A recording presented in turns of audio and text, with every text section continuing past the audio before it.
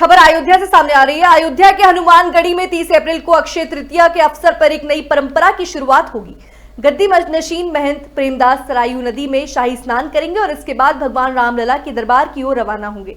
इस शोभा यात्रा में 40 स्थानों पर पुष्प वर्षा होगी, जिसमें हेलीकॉप्टर भी शामिल होगा। हाथी, घोड़े और ऊंट की यात्रा का हिस्सा होंगे। हनुमानगढ़ी की चारों पट्टियों के महंत और पंच शामिल होंगे और 56 भोग रामलला को अर्पित किए जाएंगे। ये सदियों पुरानी परंपरा को तोड़ते हुए गद्दी नशीन महंत द्वारा बाहर निकलने की पहली बार घटना हो।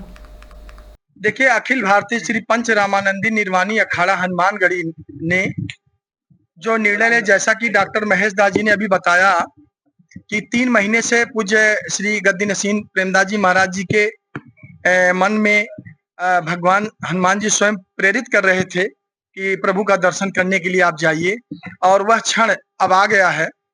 और हमारा जो अखाड़ा है, अखाड़े ने निर्णय लिया है कि पूज्य श्री गद्दी नसीन जी को हम लोग और पूरी निशान छड़ी और जितने भी महंत चारों और सरपंच और जितने भी पंच हैं और व्यापारी बंधु हैं, सदगृहस्थ हैं, सभी वो हजारों की संख्या में रहेंगे। यहाँ से वीआईपी गेट से सरजू जी के लिए प्रस्थान करेंगे। जगह जगह उनके स्वागत के लिए पुष्प वर्षा के लिए, यहाँ तक कि हेलीकॉप्टर से भी पुष्प वर्षा की जाएगी। और वहाँ स्नान करके पूजन करके उसके बाद भगवान रामलला का दर्शन करेंगे। हाथी, घोड़ा, ऊंट सब चीजों की व्यवस्था की गई। स्वागत भी कहाँ किया है? क्यों?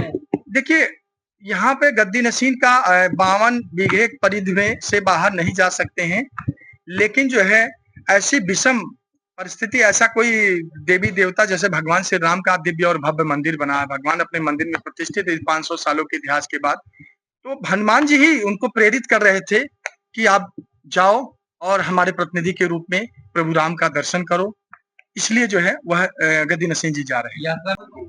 देखिए, हमने पहले भी कहा है कि ये एक हनुमानगढ़ी की ऐतिहासिक यात्रा होगी, जिसके साक्षी हमारे यहाँ बैठे हुए हैं निर्वाणी यानी के श्रीमान मुरलीदास जी, श्रीमान राजेश दास जी, हमारे संकट मोचन सेना के राष्ट्रीय अध्यक्ष जी।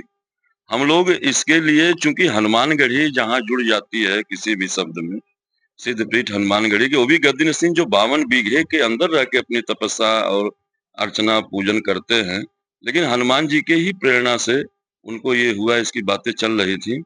इसलिए पूरी हनुमानगढ़ी इतनी तत्परता से लगी हुई है, ये जुलूस ऐसा ऐतिहासिकता दर्ज कराए ताकि लोग याद करें कि हाँ, गद्दी नसीन जी कैसे निकलते हैं, उनकी कैसे सारी व्यवस्था होती, शाही जुलूस कैसे निकलता है।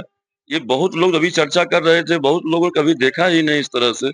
इसलिए उनकी भव्यता के लिए हम लोग पूरा प्रयास कर रहे हैं और पूरी तैयारी कर रहे हैं। सारे जनमानस, सारे व्यापारीगण, व्यापारी और नेताओं से भी हुआ, अभी यहाँ तक कि जो हमारे यहाँ के गुरु ग्रंथी वाले हैं ब्रह्मकुंड के, उनसे भी हो रहा।